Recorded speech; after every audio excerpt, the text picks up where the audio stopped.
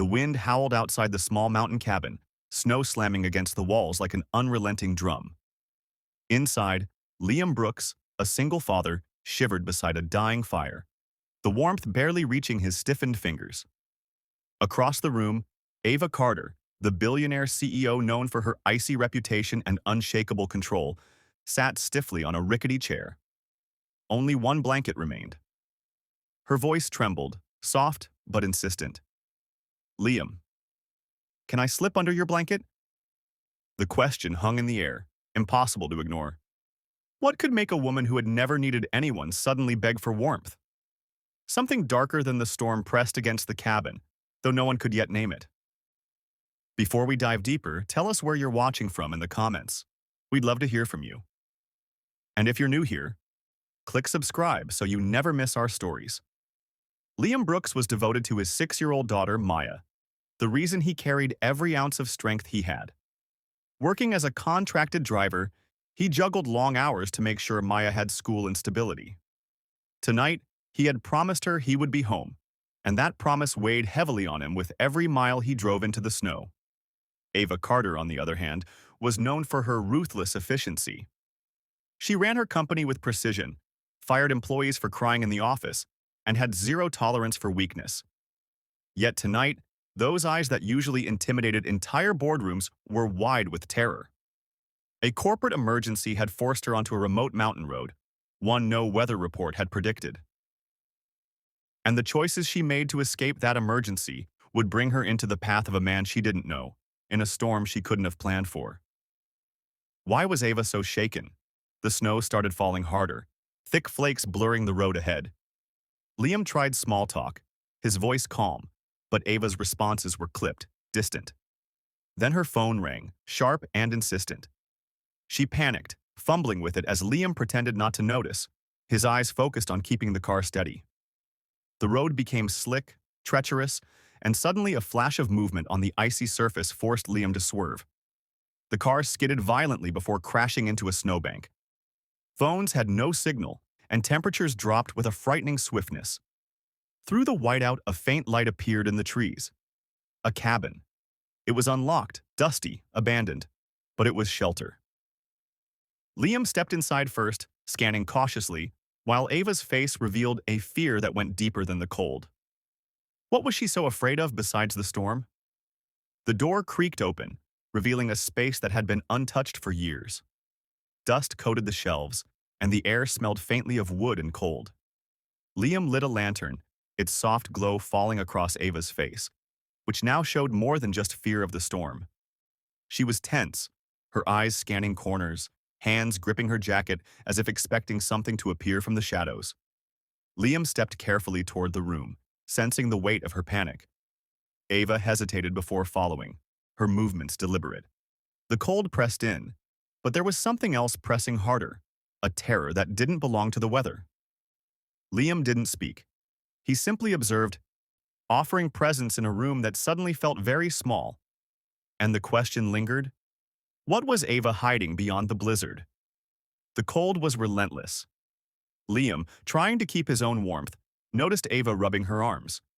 Without thinking, he held out the only dry jacket he had. Ava froze, unfamiliar with the gesture, hesitant to accept help. She finally pulled it toward herself, muttering a quiet, almost imperceptible thank you. For a woman who had built an empire on control and self-reliance, this was an unprecedented act of vulnerability. The lantern flickered and died, plunging them into freezing darkness. Liam found a single blanket and spread it carefully.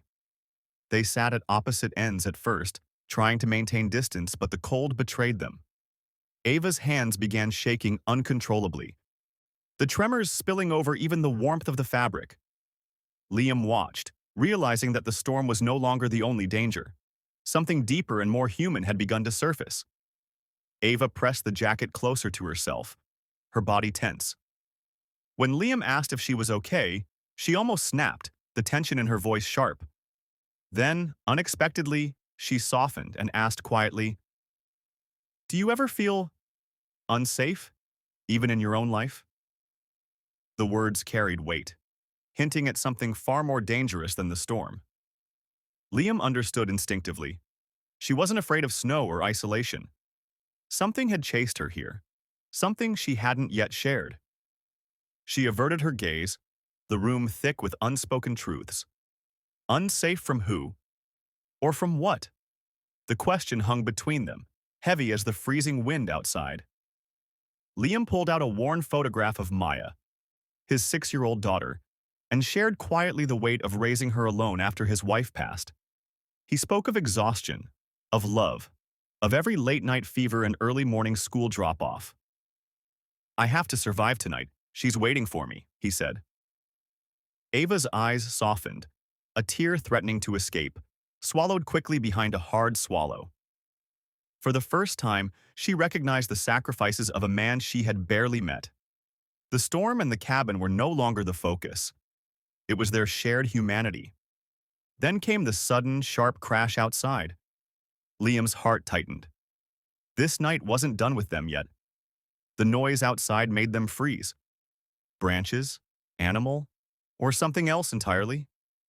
Ava's panic was immediate, disproportionate to the storm. "Do not go outside," she whispered, clutching Liam's sleeve. Her fear wasn't ordinary. Liam's suspicion grew.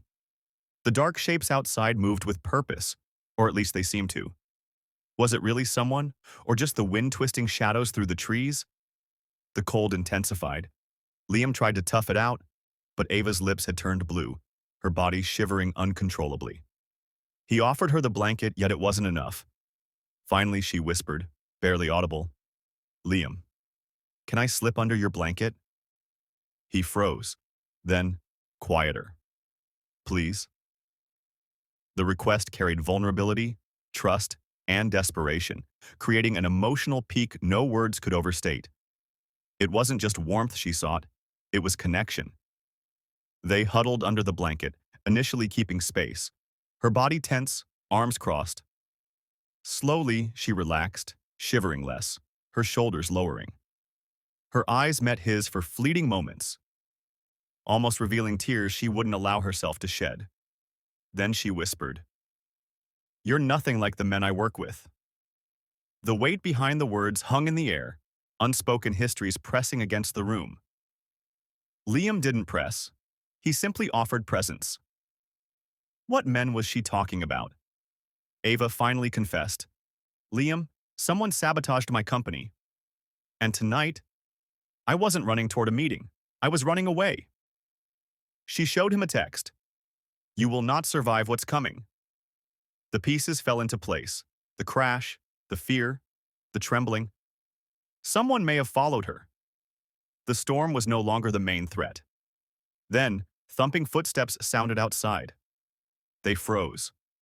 Shadows shifted near the window, the lantern flickering. Ava clutched Liam's sleeve. He quietly guided her behind him, his instincts telling him to protect. Every noise, every movement outside became suspect. Was it truly someone out there, or just the storm playing tricks? The tension was unbearable.